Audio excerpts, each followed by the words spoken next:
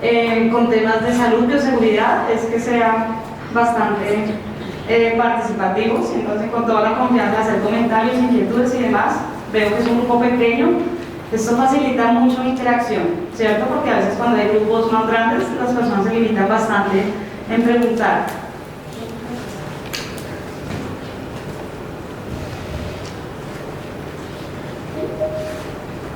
Bueno, entonces la presentación que vamos a revisar hoy es qué sabemos de bioseguridad, ¿cierto? Es un concepto demasiado amplio y vamos a ver el paso a paso qué sabemos de bioseguridad. Posteriormente vamos a hablar de riesgos tanto externos como internos, manejo y algunos mensajes para que llevemos y también pues para que quede como la reflexión, porque cuando yo hago capacitaciones de bioseguridad lo que pasa es que la gente queda es como preocupada, pero esa es la idea de la capacitación. Que nos preocupemos, pero también que podamos ejecutar, ¿cierto? Hay cosas que son alcanzables, otras pues van a requerir tiempos corto, mediano, largo plazo, pero es posible hacerlas.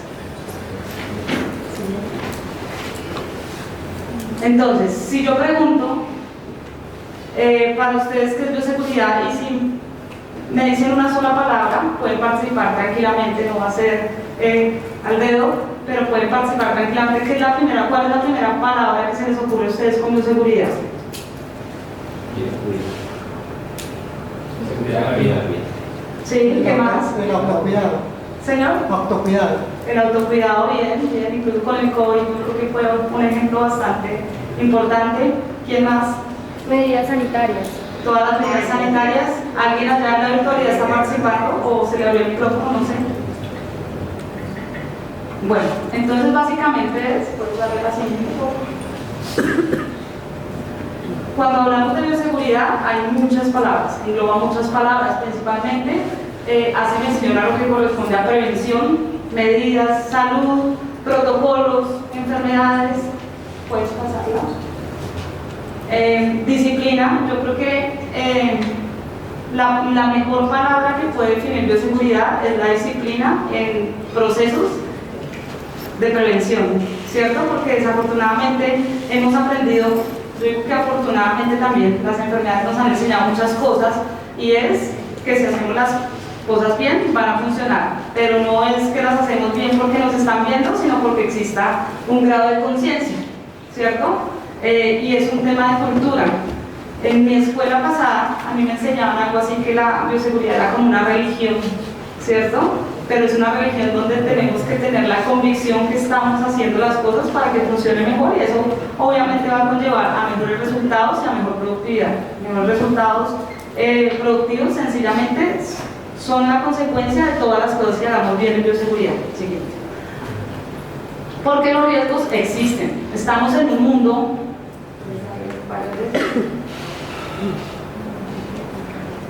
donde las enfermedades están. Hoy Colombia, alarmada con PIRS, ¿cierto? Es una de las tantas enfermedades que hay. Si nosotros hablamos de peste porcina clásica, hay brotes, han habido brotes recientes de peste porcina clásica y en zonas no tan alejadas de Colombia. No nos vayamos tan lejos, peste porcina africana. Digamos que se ha tomado el tiempo para desarrollar una vacuna comercial, pero todavía no hay luz verde que esté abierta al público. Entonces, ¿yo qué les quiero decir? Tenemos micoplasma, salmonela, parvo, PCV2, es decir, hay enfermedades que ustedes pueden controlar a través de la vacunación, pero hay otras que definitivamente no, digamos que el panorama no está tan claro. Peste porcina africana, llegó el boom cuando no tan lejos República Dominicana tuvo algunos brotes, Haití, pero el virus está, o sea, es como que nosotros nos concentramos en PIRS porque hoy es, digamos que, el día a día de muchas granjas, incluso cuando vemos la positividad de predios PIRS positivos, va en aumento, ¿sí? Seguramente en la región del eje cafetero no lo ven tan así, pero hay otras regiones del país donde cuando hacemos el inventario de las granjas que están positivas, cada vez va aumentando, ¿sí? Entonces es una realidad, y estamos en un mundo donde moverme de los países donde hay brotes de enfermedades hacia Colombia o mover insumos es totalmente el día a día.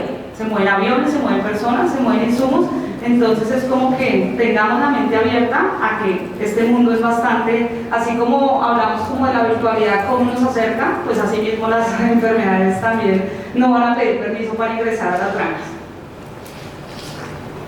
Y pasa algo que es, si el patógeno no entra con un individuo susceptible, pues obviamente no hay enfermedad. Pero cuando vemos los riesgos, ¿puedes darle los riesgos? Aquí pueden visualizar en esta diapositiva un poco de los riesgos que hay, ¿cierto? Cuando decimos, ¿cuáles son los riesgos para mi granja? Las visitas, puede ser las personas, los animales que entran, porque de pronto no hay una cuarentena, puede ser también el agua, también los insumos, los vectores, o sea, es decir, ahorita los vamos a ver como de forma por bloques, de tal manera de que ustedes puedan ver, digamos que tanto el riesgo como las medidas a tomar, pero la realidad es que tenemos que estar haciendo también vigilancia epidemiológica, ¿no? Porque infortunadamente ocurren muchos sistemas que cuando empezamos a hacer los monitoreos para las enfermedades y la vigilancia epidemiológica es cuando llegan, y esto debe ser al revés. Hoy granjas que no tienen PIRS antes tienen que hacer más vigilancia epidemiológica porque tienen que prepararse primero para que no lleguen, porque la bioseguridad sí sirve. Y segundo, pues no es solamente PIRS, ¿no? Hay otras enfermedades de alto impacto, hay que cuidar bastante las granjas, pero la invitación es, tenemos que estar vigilando los sistemas, en especial incluso los de genética, porque sabemos que la genética tiene doble responsabilidad con el predio propio, pero también de los animales que va a llevar o las dosis seminales que van a ir hacia otras granjas. Siguiente, por favor. Entonces, no sé si conocen este diagrama. Nosotros hoy le damos un peso importante a la localización de las granjas. No es lo mismo la granja que tiene a su alrededor densidades porcinas, plantas de sacrificio, carreteras por donde circulan cerdos, que las granjas que están totalmente aisladas. ¿Sí? Digamos que las granjas que están aisladas de todos estos, digamos que puntos de riesgo, sea granjas, sea cerdos traspatio, vías principales, plantas de sacrificio o de beneficio, pues tienen ahí como un as bajo la manga, pero no es de confianza, ¿cierto? Hemos visto sistemas que están totalmente alejados y se han contaminado con enfermedades de alto impacto porque han llegado o en vehículos o en personas o a través de vectores, pero han llegado las enfermedades. Entonces, aquí simplemente es, cuando yo tengo mi granja, hagan de cuenta que la granja de ustedes es el círculo que está ahí en todo el centro, en la medida que tenga todos estos predios de riesgo más aislados, pues seguramente tengo puntos a favor, pero tampoco se confíen, porque si un carro que llegó mal lavado a mi granja tiene alguna enfermedad altamente contagiosa y de alto impacto, incluso recuerden también la diarrea epidémica porcina, de repente llegó en 2014, recuerdo tanto cuando llegó en 2014, las granjas se contaminaron, se generaron protocolos para llegar y estabilizar o eliminar el virus del PET, todo quedó tranquilo, pero curiosamente, hace 2 semanas me decían en la zona centro del país, muy cerca de Bogotá, hay brotes de PET. Entonces, las enfermedades siguen, no van a pedir permiso. Siguiente.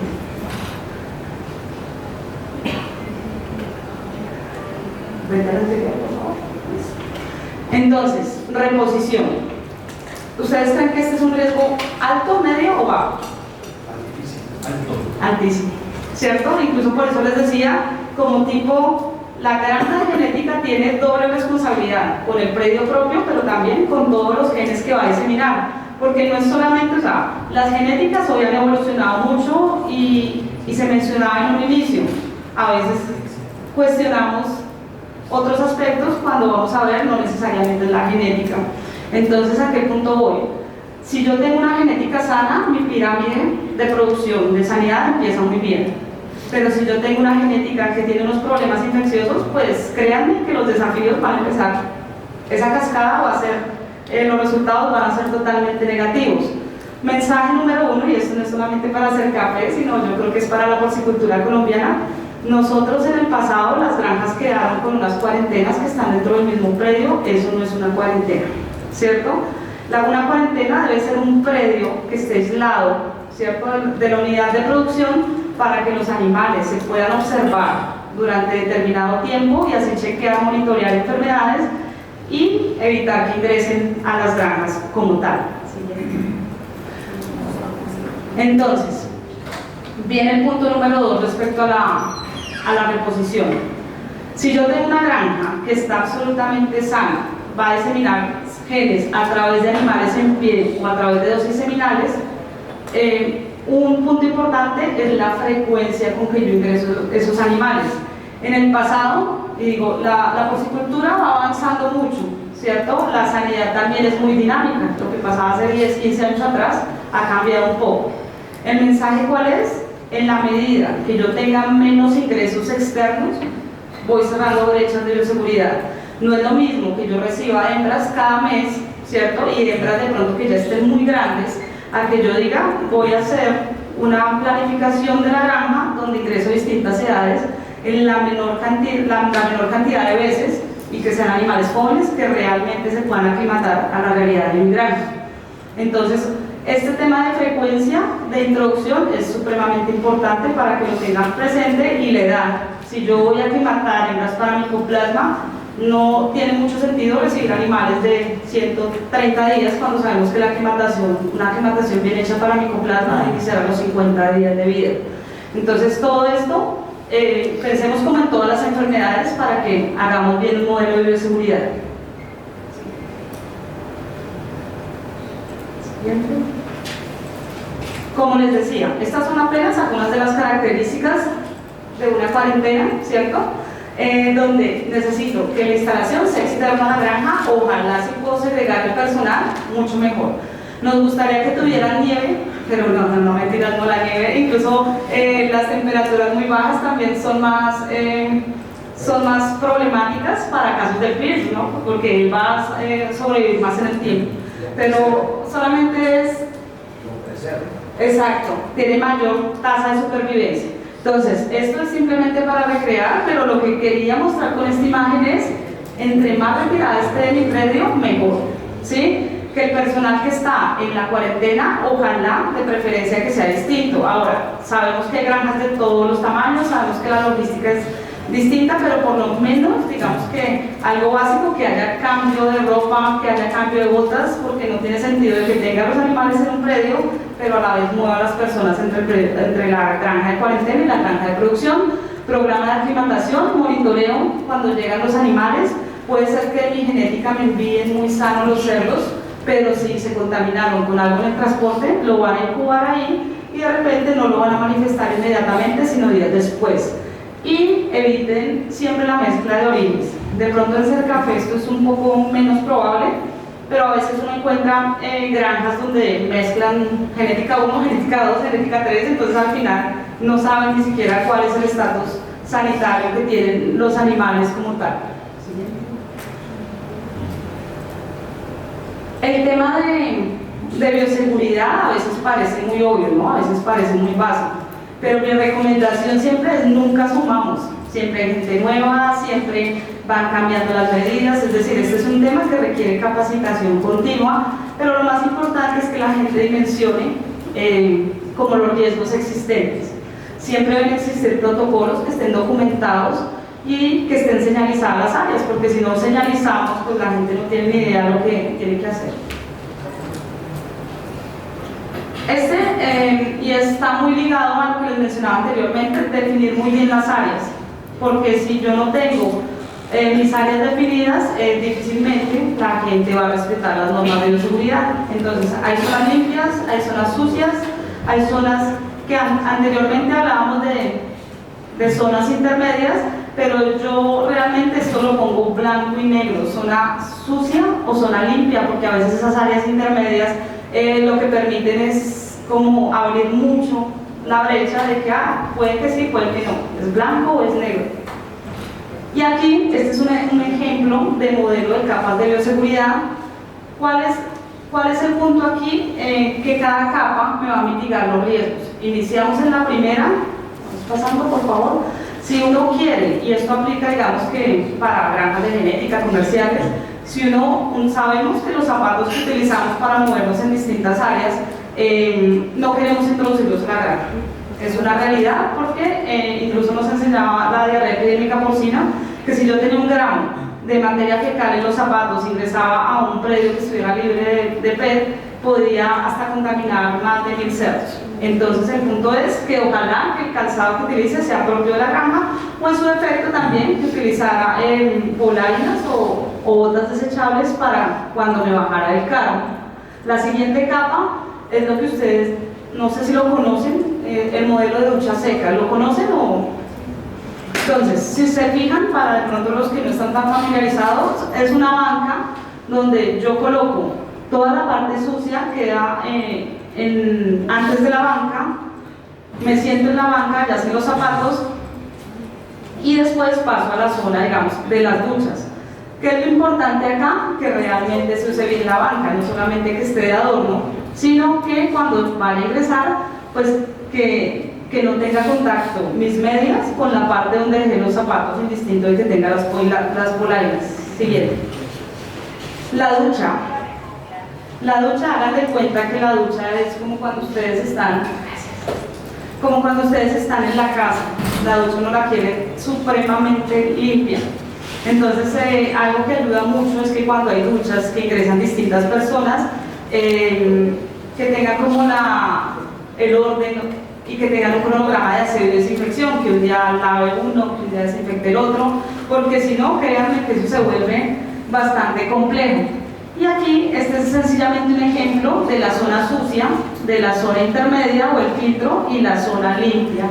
Este es un buen ejemplo para decir dónde queda lo sucio, que queda lo rojo, dónde queda lo amarillo, que es donde me baño, agua, jabón. Yo siempre digo, no entra absolutamente nada, ni joyas, o sea, finalmente una granja necesita que los cerdos no se van a fijar si no con maquillaje, sin maquillaje. Lo que necesita es, si va a entrar a la granja, primero que haya un objetivo claro. Si usted puede revisar algún tema fuera de granja, mi recomendación es revíselo fuera de granja. Solamente ingresar a la granja si es que se necesita hacer un trabajo puntual con animales. Y si ingresa, obviamente que no entre absolutamente nada, no entran ni anillos, no entran ni cadenas, ni computadores, absolutamente nada que entre a la granja.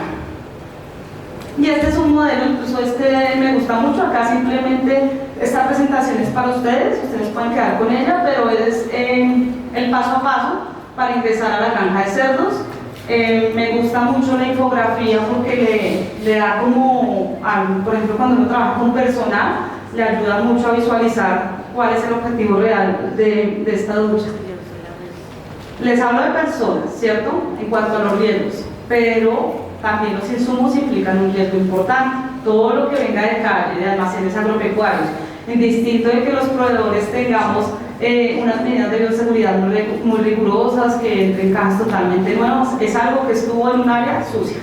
Entonces, la recomendación es, cuando ustedes vayan a ingresar insumos a las granjas, siempre utilizar una cámara de desinfección, ya sea ultravioleta o sea desinfección química. Dependiendo de lo que vayan a ingresar, pues se decide cuál es el método, pero aquí lo importante es que haya contacto en todas las partes, digamos, de lo que están ingresando.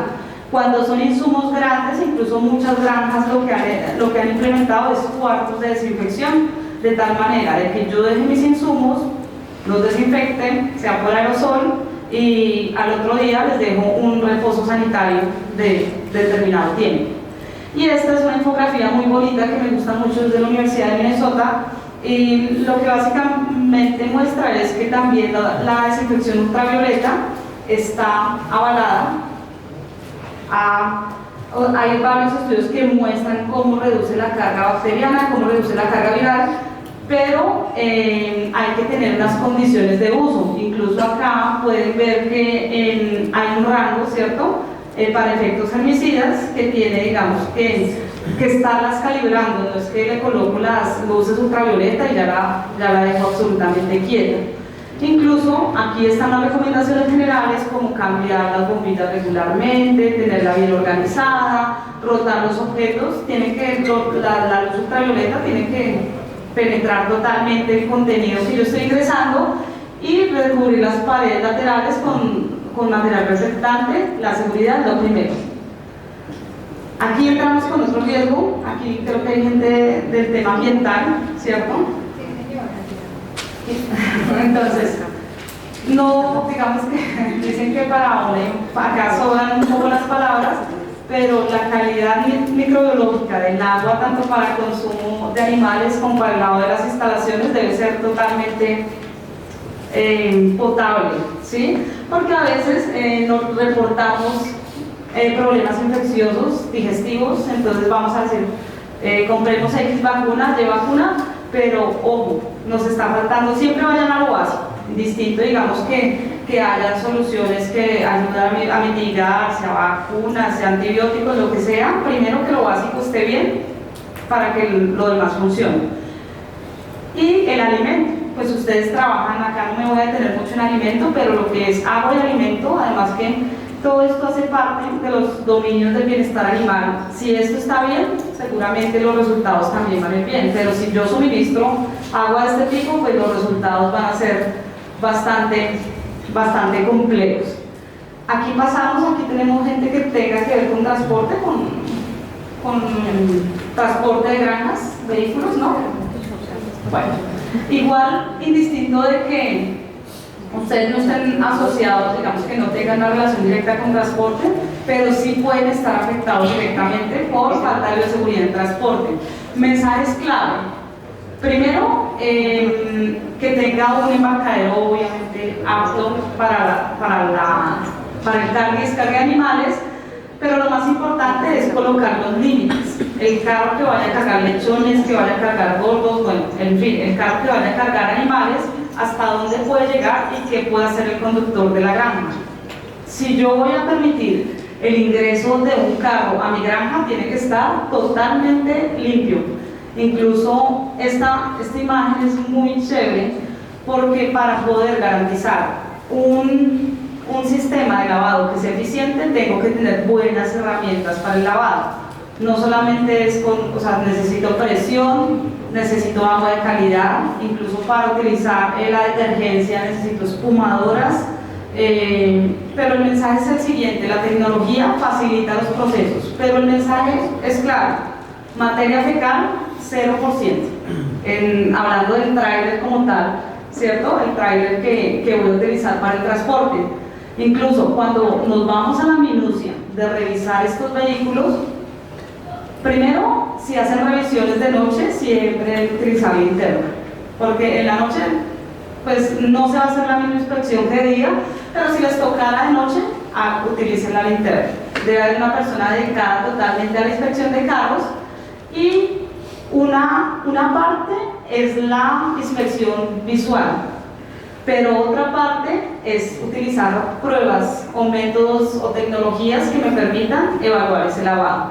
La inspección visual es muy importante, no debe hacerse cuando el carro ya llegó a la granja, sino debe hacerse en un punto intermedio, si hay que hacer un correctivo, que se regrese, más no cuando esté en la granja, porque lo que entró a la granja sucio ya entró. Entonces, adicional a esto, las pruebas microbiológicas cumplen un papel importante, pueden utilizar medios para que digamos que en el grado de lavado excelente, y obviamente así se va cambiando, no queremos que sea un lavado fallido. Y lo mismo, digamos que durante la carga de animales, tener muy claro el conductor qué puede hacer, qué no puede hacer, dónde se puede bajar.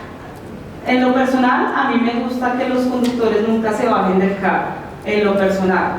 Pero cuando viene la práctica, vienen las limitaciones, que quién va a mover el cerdo, que después que el ayudante. Entonces, no hay un modelo perfecto, siempre va a tener como sus desafíos, pero lo que sí les quiero decir es, siempre trabajen con gente capacitada, con carros que estén totalmente limpios. Yo les hablé mucho de la carrocería, pero la cabina donde va el conductor también es supremamente importante, porque si en la cabina donde va el conductor carga una dotación que estuvo en planta de sacrificio, eso es absolutamente nada.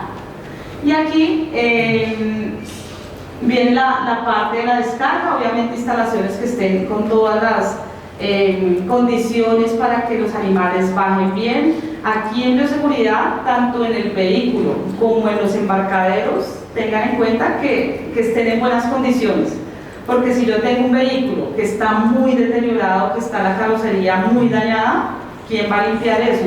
Y lo mismo en los embarcaderos, quedan totalmente residualidades y se van generando esas biopelículas. Entonces cuando tengo esas biopelículas, ahí es cuando queda la materia fecal. Ya pasando un poco a riesgos internos, este me gusta porque acá veo que hay bastante personas de granja. Entonces, esta es un esquema de la granja, ¿cierto? Donde tengo mi área limpia y todo lo que está fuera de la granja es absolutamente sucio. Por eso es que tenemos los filtros, sea ducha seca, ducha húmeda, ojalá sí pueden tener las dos mucho mejor. Aquí entra la parte de lavado, desinfección de instalaciones. Yo incluso siempre les digo, hagan de cuenta que el carro es como una granja ambulante, lávenlo igual como si fuera una granja. Y aquí tenemos que también tener en cuenta todo lo que es la dotación para hacer un buen proceso. Porque si vamos a utilizar desinfectantes que tienen un grado de toxicidad alta, pues tenemos que utilizar todos los elementos de protección. Viene la misma, digamos que acá no me voy a detener mucho. Un punto es la inspección visual que yo pueda hacer. ¿Está limpio o está sucio? ¿Cierto?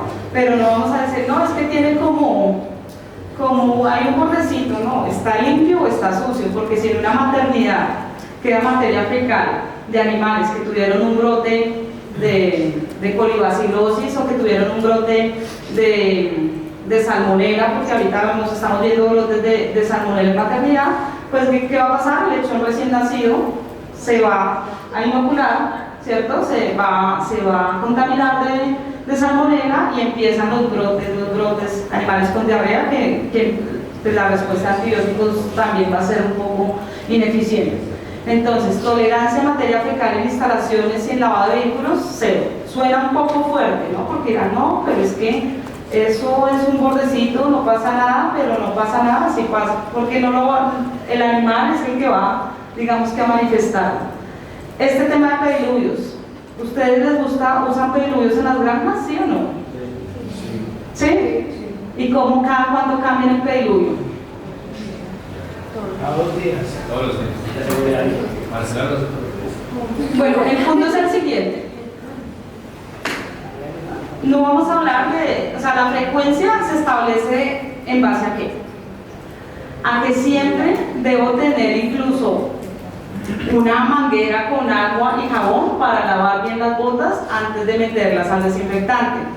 Si yo tengo mis botas con materia fecal y lo que hago es meter los pies en el pediluvio, pues la materia fecal, indistinto, digamos que la ciencia muestre que puede haber una inactivación, no, o sea, es materia fecal, vamos a meter las botas limpias en algo que está contaminado. Entonces el mensaje es así de claro: si voy a utilizar pediluvios, traten de hacerlo bien, ¿cierto? Más que sea la norma o que lo tengan instaurado para que cumplan el papel que realmente se tiene con los pediluvios. Hay pediluvios, algunas granjas colocan pediluvios con desinfectante, con químicos, otros con cal, pero siempre debe estar limpio. Si lo tienen que cambiar 3 veces al día, deben cambiarlo. Por eso digo, la frecuencia no me atrevo a decir porque eso va a depender mucho de cada granja, pero el mensaje sí es, siempre si deciden optar y van a usar pediluvios, deben introducir las botas en pediluvios que estén limpios.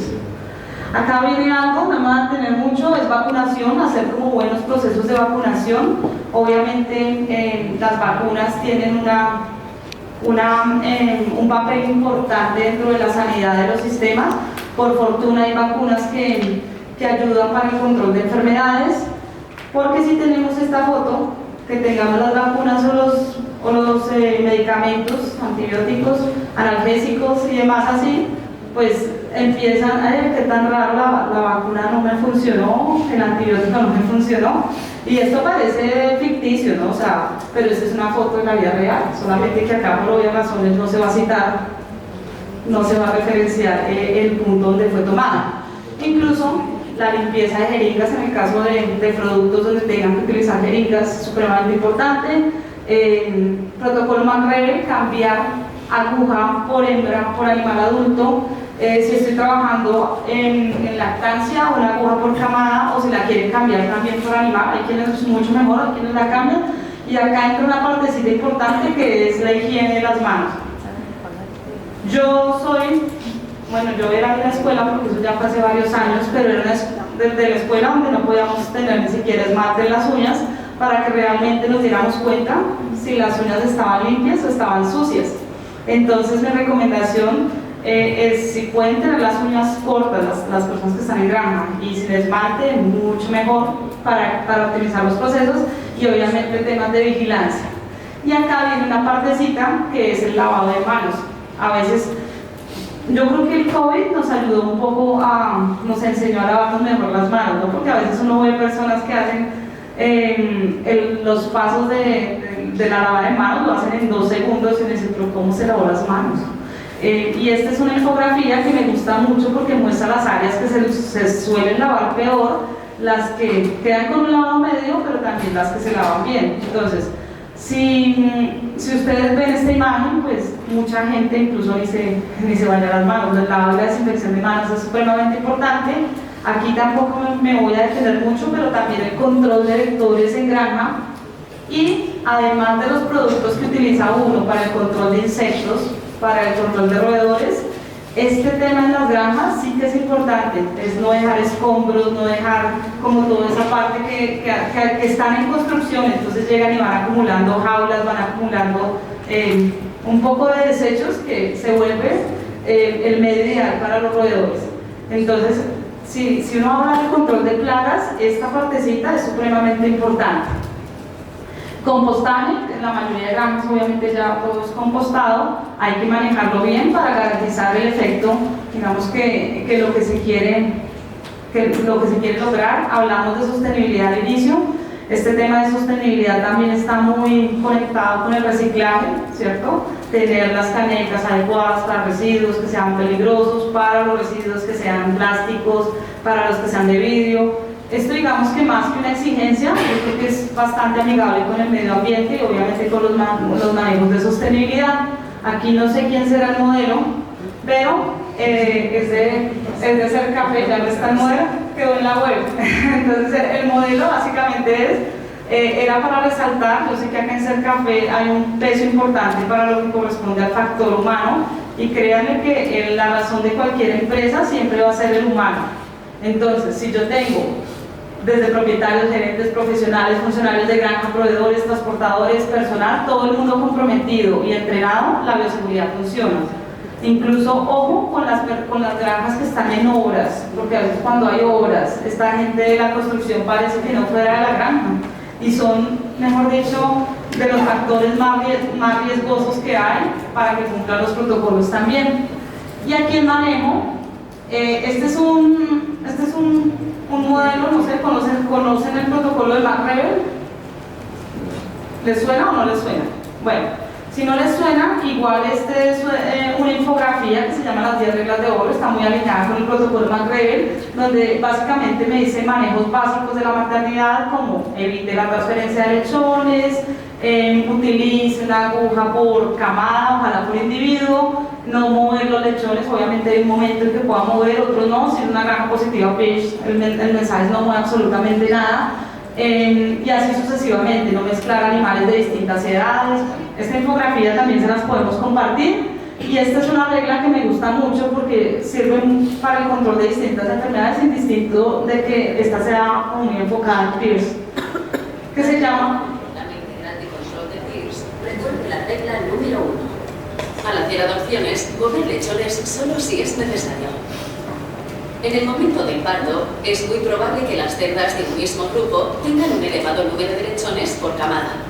Es común que el personal de paridera realice adopciones, teniendo en cuenta factores como el número de pezones funcionales y la conformación de estos. Este movimiento de lechones a una cerda nodriza del mismo grupo se conoce como igualar camadas, y puede tener un impacto negativo en la estabilidad de la granja, por lo que siempre debe minimizarse, especialmente en las granjas positivas PIRS. Dice, especialmente en las granjas positivas a PIRS, pero yo les cuento un poco, hay granjas negativas a PIRS, que ese preseo es muy inestable sanitariamente cuando mueven y mueven lechones. ¿Por qué? Porque a veces ni siquiera han tomado calostro de la madre y empiezan a mover. Y también porque cada vez que yo muevo un lechón, no estoy moviendo solamente PIRS, estoy moviendo todas las enfermedades que hay en la granja.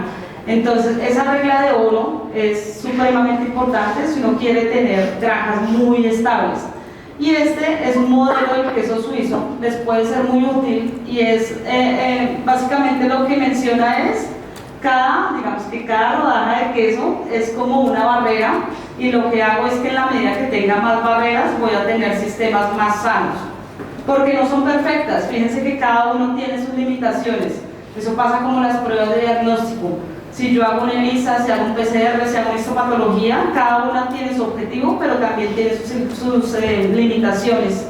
Entonces, este material lo pueden encontrar en YouTube para que visualicen como esas 10 reglas de oro que está conectado con el modelo del queso suizo y al final, pues, ¿qué pasa? Si yo tengo enfermedades, se va a traducir en pérdidas económicas. Eso no hay que ponerle como tanta ciencia, pero la gente que tiene granjas más sanas son granjas que son más productivas y tienen, digamos que, una tasa de retorno mejor versus las granjas cuando hay enfermedad. Incluso esta tablita muestra cuando, un ejemplo, si tengo micoplasma, si está PIRS, pero si tengo PIRS e influenza, si tengo influenza y micoplasma. Entonces, esto es solamente una partecita de un estudio que no es tan nuevo, 2012, pero cuando uno se sienta a hablar con personas aquí en Colombia que las granjas se le ha contaminado con PIRS, hay gente que dice que pierde por cerdo más de $7, ¿cierto? Entonces, el ejercicio es así tan sencillo que todo lo que yo les mencioné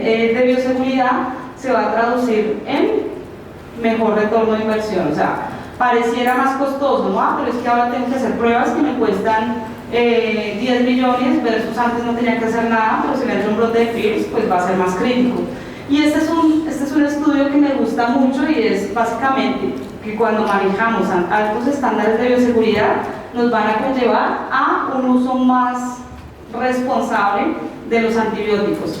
Incluso este fue realizado en Europa, datos de más del 95% de granjas de Finlandia, y al final quedaron unas conclusiones interesantes, que es que le invirtieron mucho a bioseguridad, a instalaciones, incluso estaba combinado con bienestar animal, y las granjas mostraron que iba decreciendo el uso de antibióticos, porque siendo realistas, pues el uso de antibióticos siempre va a existir. O sea, digamos, no vamos a decir que es que vamos a desaparecer los antibióticos de la noche a la mañana, pero lo que sí podemos hacer es aplicar buenas prácticas para que cada vez ese uso de antibióticos sea un poco más racional. Incluso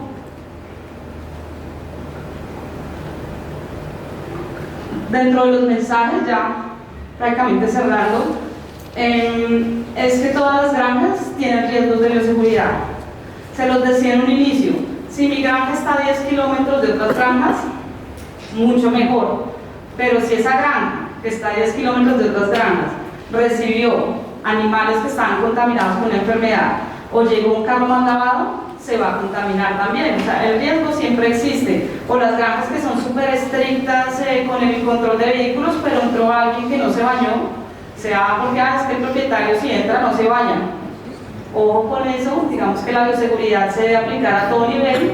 O que, no, es que ese día iba con unas personas del banco y ellos no vienen de granja, el riesgo siempre existe. O sea, eso es para todo el mundo, digamos que los mensajes.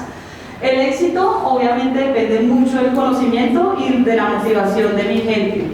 O sea, que no se vuelva como el tema de ladrillo, ¿cierto? Donde detrás de bioseguridad, sino que vean como la seriedad del asunto, de lo que repercute en resultados, porque yo creo que la mejor manera de vender bioseguridad es que a la larga usted va a tener un mejor retorno de inversión. O sea, así de sencillo. Y el ingreso de enfermedades obviamente aumenta costos de operación. Hay que evaluar los riesgos. Actualmente existen distintas metodologías para evaluar los riesgos. Lo más importante es que ustedes realmente lo tengan estandarizado. Todas las granjas tienen sus particularidades, pero ustedes pueden utilizar métodos para evaluar en línea, en tiempo real. Hay diversos aplicativos que lo permiten, pero háganlo. Y definitivamente la bioseguridad es una herramienta muy estratégica de salud, bienestar y productividad. O sea, eso no tiene ninguna discusión. De pronto en el pasado sí se cuestionaba mucho, bueno, pero pues ¿cómo puedo medir yo bioseguridad en la granja así? Puede medirlo de la siguiente manera. Si usted es una granja que está negativo ya PIRS, o a muchas enfermedades, no tiene brotes, mídalo por el número de brotes al año y mídalo también con la cantidad de antibióticos que está usando y los resultados de productividad. Entonces, como que esto finalmente nos lleva a que podamos producir cerdos de mejor calidad al menor costo, porque finalmente se termina siendo más económico, y de la calidad esperada por el consumidor, porque algo que ha pasado con la industria porcina es que cada vez la cuestiona más el consumidor. Si uno va, por ejemplo, y habla con los europeos, ellos son un poco más estrictos y dicen, bueno, esta industria, el calentamiento global, entonces las granjas no son sostenibles, empiezan muchos cuestionamientos, pero a la medida que nosotros trabajemos todos esos conceptos con un paquete, pues vamos a dar una mejor percepción del consumidor y obviamente pues va a ser más sostenible el negocio y la producción como tal. Eso básicamente era con lo que quería cerrar, y es el One Welfare. Antes hablábamos de One Health, y esto es un concepto muy bonito, a mí me encanta, porque básicamente no es que sea opuesto a una sola salud, sino más bien es el complemento de una sola salud, donde yo tengo un equilibrio total de lo que corresponde a la producción animal, de lo que corresponde al ambiente y también de lo que corresponde a la salud humana, ¿no? Enfermedades como salmonelosis, zoonótica, leptospira, zoonosis, Bruselas. O sea, si hacemos la lista, créanme que a veces uno hasta se le olvida todo lo que se vuelve zoonosis, pero estamos trabajando con animales y obviamente es una responsabilidad no solamente del médico veterinario, sino de todos los que estamos vinculados a la industria. Esto es una responsabilidad colectiva. Entonces, al final, todas estas buenas prácticas nos van a ayudar a garantizar un mejor bienestar colectivo y pues la sostenibilidad de esta industria que cada vez nos exige más. Bueno, muchas gracias.